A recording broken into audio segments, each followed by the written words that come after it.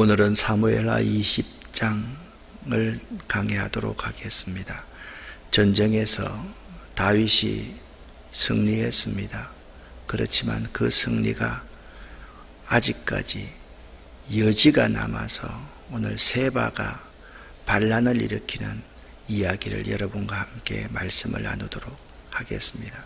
베냐민 사람 세바의 반란, 사무엘하 20장 1절부터 26절까지의 말씀 가운데 이 새벽에 하나님께서 우리에게 주시는 말씀은 사무엘하 20장 16절 말씀 함께 합독하겠습니다. 그 성읍에서 지혜로운 여인 한 사람이 외쳐 이르되 들을지어다 들을지어다 청하건대 너희는 요압에게 이르기를 이리로 가까이 오라 내가 내게 말하려 하노라 한다 하라. 아멘.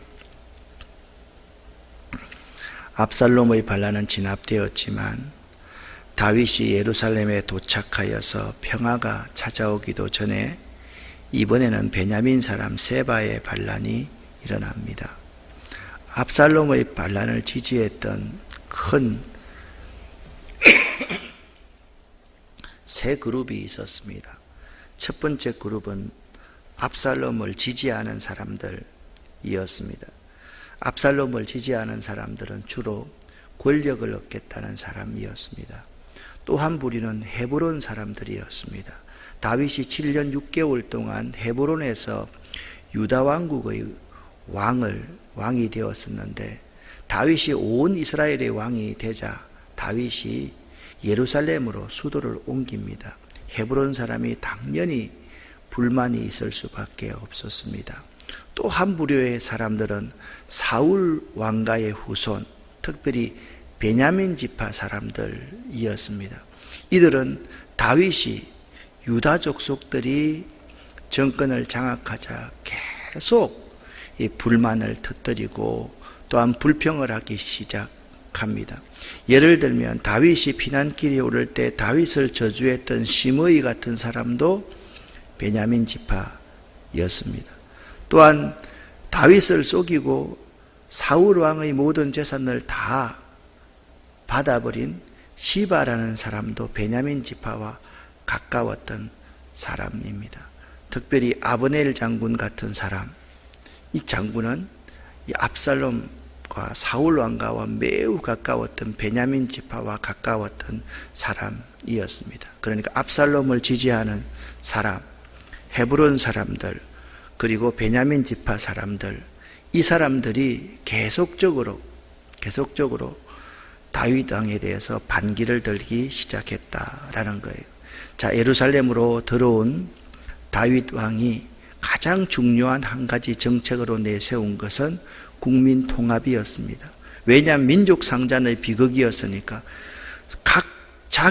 자기들 집합끼리 싸우는 전쟁이었으니까 국민을 통합시키는 일이 가장 급선무였습니다. 그래서 압살롬을 지지했던 아마사 장군을 내각에 들어와서 군대 장관으로 다윗이 임명을 합니다. 그런데 다윗 주변에는 누가 있습니까? 스루아의 아들들이 있습니다. 스루아의 아들들은 누구 중심입니까? 요압 장군의 중심의 사람들이 기득권자였습니다. 이들이 이 아마사를 받아들일 리가 없습니다. 다윗은 아마사를 임명했지만 요압 장군은 언제든지 아마사를 죽일 계획을 하고 있었기 때문입니다. 요압이라는 인물, 스루아의 아들들은 참 묘한 사람들입니다. 다윗과 이복 사촌간이었는데 요압은 항상 다윗 아래에서 자기가 모든 기득권을 유지하기 위한 간교한 자, 사사로운 욕심이 있는 자가 요압이었습니다. 자, 국민 통합을 위해서 산적해 있는 모든 문제들을 다 처리하는데 20장을 이해하기 위해서는 19장 40절부터 43절의 내용을 여러분이 잘 볼 수 있어야 됩니다. 다윗이 예루살렘에 돌아오자 이 유다 사람들은 다윗을 적극적으로 옹립하고 지지했던 사람들이었습니다. 왜냐하면 같은 지파이니까요. 그리고 이스라엘 사람들은 나머지 10지파입니다. 이들은 주로 베냐민 지파를 중심으로 해서 사울 왕 때 기득권을 가지고 있던 사람들입니다. 먼저 한 진영인 많은 인구를 가진 이스라엘, 많은 표를 가진 이스라엘 사람들이 와서 불평하기 시작합니다. 우리 형제인 유다 사람들이 언제 형제였습니까? 서로 피 터지게 싸울 때는 언제고, 지금 자기들 스스로의 몫을 챙기려고 하니까 우리 형제인 유다 사람들이 우리와 언원도 없이 왕과 귀족들을 예루살렘으로 귀환시키려 하고 있습니다. 어찌 이럴 수가 있습니까? 라고 이스라엘 사람들이 왕 앞에서 불평을 합니다. 그랬더니 유다 사람들이 말을 합니다. 아니, 우리가 이 일을 한 까닭은 다윗 왕이 우리 지파에 속해 있을 뿐이고 우리와 가까운 사람이기 때문에 우리가 다윗을 옹립한 것이지 우리에게 무슨 잘못이 있단 말이요. 우리는 아무런 혜택도 받은 것이 없어. 우리는 열심히 일하고 아무런 혜택도 받은 것도 없어. 라고 유다 사람들이 강경하게 이야기를 합니다. 이스라엘 사람들이 이렇게 말합니다. 우리는 왕이여 10지파지 않습니까? 저들은 한 지파밖에 되지 않지 않습니까? 어떻게 10지파를 무시하고 한 지파가 모든 기득권을 다 차지하려고 합니까? 라고 이야기를 하는 거예요. 저들은 우리와 상관없이 자기가 독자적으로 자기 세력으로 모든 문제를 처리하고 있어. 그러나 이렇게 말합니다. 유다 사람들은 이스라엘 사람들보다 더 강력하게 말을 했다. 그러니까 다윗 주변에 이스라엘 사람들의 많은 인구와 기득권자 유다 사람들이 서로 집단으로 싸우고 있는 모습을 볼 수가 있습니다. 이들이 서로 다투었던 이유는 서로의 공적이 크다는 주장이고 서로가 보상을 많이 받고 싶게 했기 때문입니다. 다윗 왕이 어려움에 있을 때는 모든 지파의 사람들이 다 발을 빼더니만 이제 다윗 왕이 권력을 다시 장악하고 나니까 이 진영에서, 그리고 이 진영에서 서로 권력을 차지하기 위해서 지금 암투하고 있는 장면이 벌어지고 있는 겁니다. 자, 20장 1절부터 2절까지의 세바라는 사람이 반란을 일으키는데 이 세바는 또 베냐민 사람이다, 그렇게 말씀하고 있습니다. 그러니까 베냐민 사람들이 누구의 등을 얻고 있습니까? 온 이스라엘 사람들의 등을 얻고 지금 베냐민이 지금까지 권력을 장악하고 있었습니다.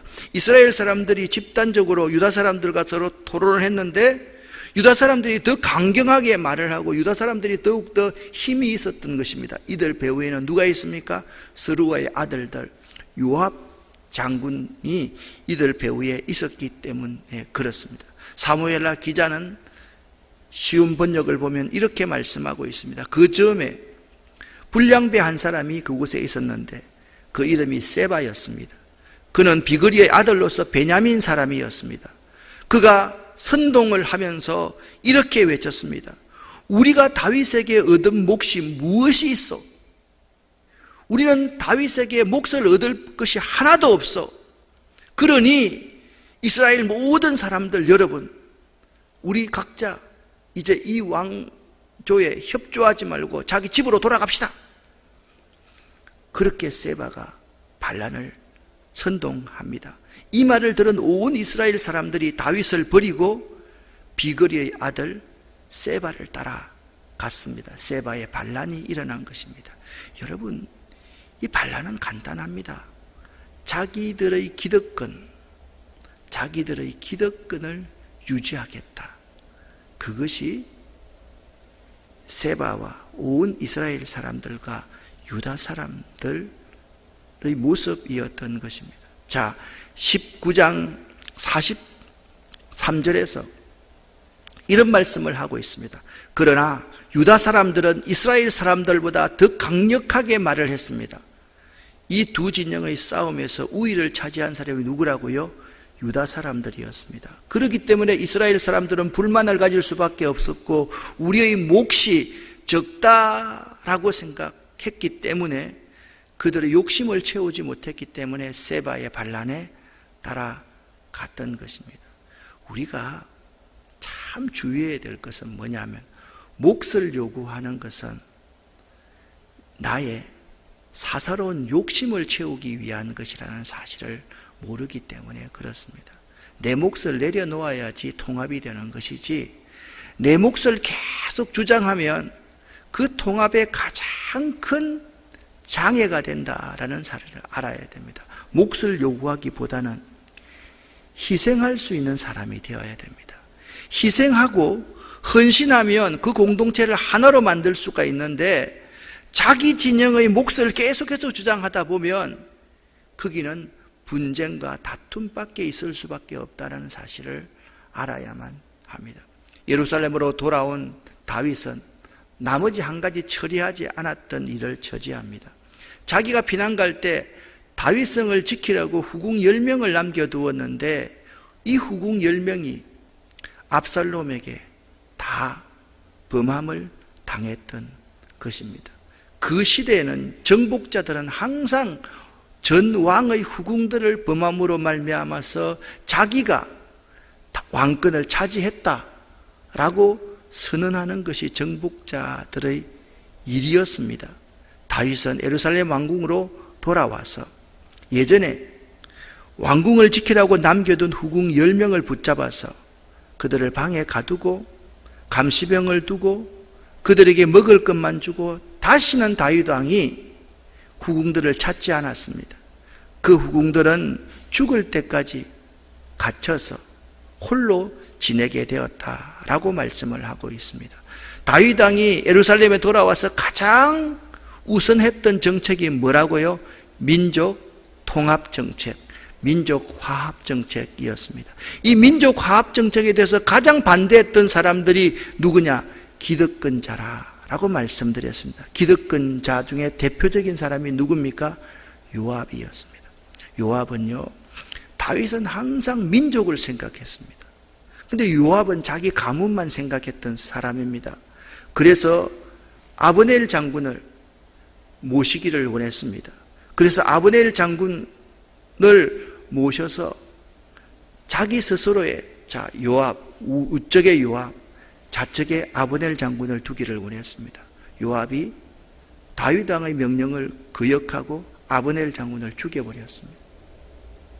그리고 요압은 다윗과 반란을 했던 압살롬 사이 중간에 들어가서 압살롬을 다시 돌아오게 만들었습니다. 그리고 다윗이 전쟁하는 기간 동안에 압살롬을 죽이지 말라고 했는데 자기와 압살롬의 관계가 들통날 것 같으니까 압살롬을 죽여버립니다. 오늘 다윗이 민족 통합을 위해서 압살롬 진영에 있는 아마사 장군을 군대 장관으로 임명을 하자 요압이 굉장히 불만을 가지고 있어 오늘 잠시 후에 또 요압이 아마사 장군도 죽여버립니다. 그러니까 요압은 자기의 집단을 대변하기 위해서, 자기 가문을 대변하기 위해서 왕의 명령도 거역할 수 있는 존재가 요압 장군이었다. 그래서 여러분 사무엘하 3장 39절에 읽었지 않습니까? 아브넬 장군이 죽고 나서 다윗 왕이 이렇게 말합니다. 내가 왕으로 기름 부음을 받았지만 아직까지 내 권력이 취약해서 요압을 마음대로 할 수가 없다. 하나님, 이 요압 장군의 악행을 갚아주십시오 라고 다윗이 기도한 것을 보면 요압의 권세는 대단했습니다. 다윗 왕의 민족 화합 정책에 정면으로 반발하는 요압이었습니다. 다윗 왕이 압살롬 진영에 있던 아마사, 이 사람의 모든 죄를 사해주고 장군으로 임명했다라고 말씀을 드렸습니다. 그 압살롬 장군의 장수였던 아마사에게 명령을 합니다. 장군은 유다 사람을 사흘 안에 모아서 나에게 데려오고 그대도 함께 오시오. 자, 여러분 보세요. 아마사는 유다 사람들이 아마사의 말을 듣겠습니까? 듣지 않겠습니까? 듣지 않지요. 유다 사람들은 모두 누구 편입니까? 요압 장군 편입니다. 다윗이 이 명령을 합니다. 자기 말이 먹혀 들어갈 줄 알았습니다. 그런데 5절 말씀을 보니까 아마사가 유다 사람을 모으러 갔으나 왕이 그에게 정하여 준 기간을 넘겼습니다. 유다 사람들이 아마사 장군의 말을 듣지를 않는 거예요. 그래서 지금 시바의 반란은 일어났는데 반란을 평정해야 되겠는데 이 아마사가 그 역할을 수행하지 못하니까 요압 장군의 동생 아비새에게 명령을 합니다. 이렇게 말합니다. 비그리의 아들 세바가 압살롬보다 더 우리를 해롭게 할 것이요, 그러므로 장군은 나의 부하들을 데리고 그를 뒤쫓아가서 세바의 반란을 진압하시오 라고 명령을 합니다. 지금 먼저 누가 가 있습니까? 아마사가 가 있습니다. 아마사는 유다 장군, 유다 사람들을 장악하지를 못했습니다. 아비새는요, 다 유다 병력들을 장악하고 있는 사람이거든요. 누가 유리하겠습니까? 요압 장군이 아마사를 죽일 수 있는 여건들이 갖추어진 거예요. 그래서 요압의 부하들과 모든 사람이 아비새를 따라서 예루살렘 밖으로 군사를 이끌고 지금 나갔다라고 말씀하고 있습니다. 여기서 우리가 스루아의 아들들을 정리해야 될 필요가 있습니다. 요압 장군은 다윗의 군대 장관이 되었지만 다윗의 명령보다 자기 진영의 권리를 더 주장했던 사람이 요압 장군이었습니다. 말씀드렸듯이 그는 자기의 정적이 된다고 생각하는 사람은 다윗 왕의 명령과 상관없이 과감하게 처단하는 사람이 요압 장군이었습니다. 그의 동생이 지금 군사를 이끌고 나간 아비새였습니다. 그 아비새는 용맹함이 출중하고 아주 올바른 말을 하는 강직한 사람이었습니다. 항상 다윗 옆에 다니면서 충언을 했던 사람이 아비새였습니다. 셋째가 있었습니다. 아사헬입니다. 이 아사헬은 매우 발이 노루처럼 빠른 사람이었습니다. 그런데 요압과 아브넬 장군은 서로 싸워도 싸울 만한 사람이지만 아직 아사헬은 어렸습니다. 이 아사헬이 용기를 가지고 아브넬을 죽이겠다고 따라갔다가 아브넬에 의해서 죽임을 당합니다. 이것을 요압이 복수해야 되겠다라고 생각해서 아브넬을 죽였습니다. 지금 다시 아마사라는 장군이 자기 진영으로 들어왔습니다. 군대 장관입니다. 이 아마사를 죽이겠다고 지금 요압이 벼르고 있는 겁니다. 정리를 하자면 이렇습니다. 스루아의 아들들은 요압과 아비새만 남아 있습니다. 아사헬은 누구에게 죽었습니까? 아브넬에게 죽었습니다. 이 스루아의 아들들은 유다의 장수였습니다. 그리고 압살롬을 지지하던 장수가 있었습니다. 아마사입니다. 지금 아마사는 유다의 병력들을 장악하지 못한 군대 장관이었습니다. 다윗이 통합을 위해서 내각에 들였던 이스라엘의 장수가 아마사였습니다. 자, 아마사가 있습니다. 요압이 자기 동생 아비새와 함께 지금 시바의 반란을 제압하러 갑니다. 제압하러 갔는데 나이를 보니까 아마사가 요압보다 형이었던 것 같습니다. 그래서 요압이 단검을 숨기고 칼을 숨기고 안으면서 형님 잘 있었어요.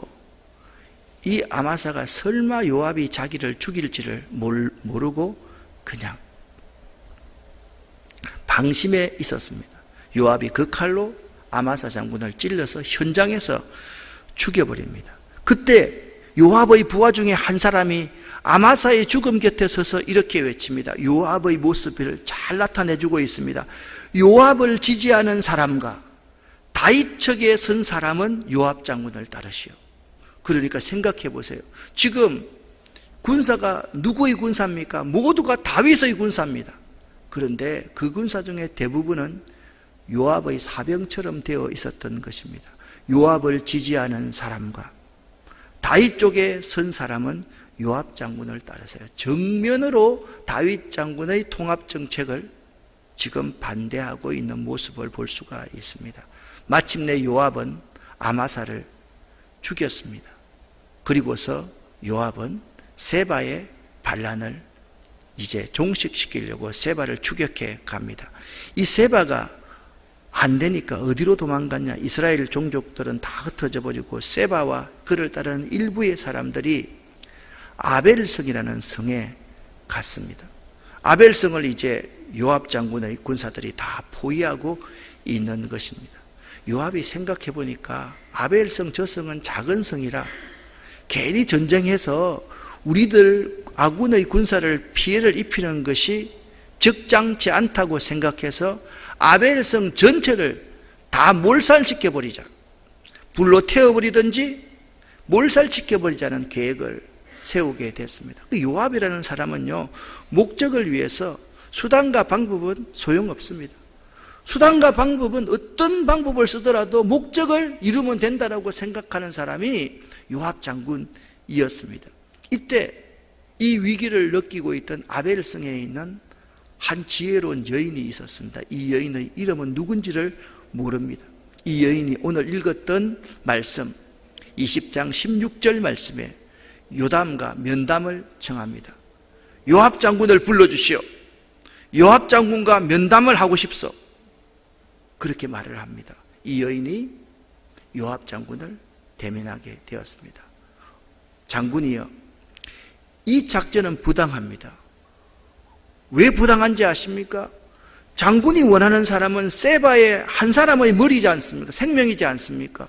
그런데 세바 한 사람 잡으려고, 아니 이렇게 빈대 잡으려고 초가상간 다 태우듯이 이렇게 하시겠습니까? 라고 말을 하는 거예요. 맞지 않습니까? 그리고 그 여인이 요압에게 제시를 합니다. 장군이 원하는 것이 세바의 목이니까 우리 성 사람들이 세바의 목숨을 당신에게 주겠습니다. 그러면 우리 성 사람들을 죽이지 않겠습니까? 라는 약속을 받아냅니다. 이 여인은요, 누구를 상징하는지 아십니까? 이름 없는 이 여인은 다윗을 상징하고 있는, 대표하고 있는 여인입니다. 목적을 위해서는 수단과 방법도 생각하지 않는 요압 장군. 그런데 이 여인은 어떤 사람입니까? 수단과 방법도 정직해야만 된다라는 거예요. 이 요압의 어리석음을 지적하고 있는 사람이 지혜로운 여인입니다. 여러분, 목적이 선하면 수단도 선해야 되고 방법도 선해야 함을 이 여인을 통해서 우리에게 깨닫게 해주고 있는 것입니다. 자, 지금 여기서 우리는 두 부류의 사람을 생각해야만 합니다. 요압 장군과 다윗 왕입니다. 요압 장군을 따르는 사람들과 이름 없는 한 여인입니다. 다윗은 항상 목적이 선하면 방법도 선해야 되고 수단도 선해야 된다라고 생각하는 사람입니다. 요압은 그렇지 않습니다. 목적을 이루기 위해서는 수단과 방법은 중요하지 않다라고 생각합니다. 코로나 이전과 코로나 이후가 많이 달라질 거라고 생각을 합니다. 지금 세계의 석학들이 가장 두려워하고 있는 것은 전제주의가 싹틀까 두려워하고 있습니다. 지금 우리의 문제가 무엇입니까? 자유가 중요합니다. 자유 중요하지요. 그런데 건강도 더 중요합니다. 이 두 가지 중에서 건강이 중요하니까 자유를 지금은 제한하려고 합니다. 그러나 세계의 석학들은 어떻게 생각하고 있는가 하면 건강과 자유 이 두 가지는 어느 하나를 희생시켜서 되는 것이 아니다. 둘 다 중요하다고 가야 된다라고 생각을 합니다. 그러나 권력을 잡은 사람들, 기득권자들은 건강을 위해서 이 자유를 잠시 보류시켜도 될 거 아니냐. 그것이 전제주의의 특징입니다. 항상 요압과 같은 이러한 사람들은 목적, 그거 위해서 하나 희생시켜도 돼 라고 생각을 합니다. 그렇지 않습니다. 목적이 정당하면 수단과 방법도 정당해야 됩니다. 인권은 절대로 무시되어서는 안 됩니다. 모든 사람을 살리기 위해서 인권이 부분적으로 무시돼도 됩니다. 이것은 우리 스스로가 우리 발을 착고에 가두는 것과 똑같다는 사실을 알아야만 됩니다. 사랑하는 성도 여러분, 세바의 반란이 진압된 후에 다윗은 행정조직을 개편합니다. 그런데 행정조직을 개편하는 이 조직 개편을 보면 모두가 이전에 있던 사람들이 그 자리를 그대로 차지하고 있는 모습을 볼 수가 있습니다. 대표적인 사람이 요압이 군사령관을 그대로 유지합니다. 합니다. 제사장들도 그 제사장의 직분을 그대로 유지합니다. 우리는 오늘 이 사무엘하 20장 말씀을 통해서 거대한 기득권의 두 세력을 보게 됩니다. 이스라엘 사람들과 유다 사람들입니다. 이스라엘 사람들을 지지하는 사람은 세바의 반란을 일으킵니다. 유다 사람들을 대변하고 있는 사람은 스루아의 아들들 요압과 아비새입니다. 이 두 기득권자 가운데 한 지혜로운 여인이 있었습니다. 그 여인은 그 시대에 아무런 힘이 없는 한 사람이었습니다. 그 여인의 지혜가 아벨 성도 살리고 민족도 살리는 아주 귀한 우리에게 교훈을 주고 있다라는 거예요.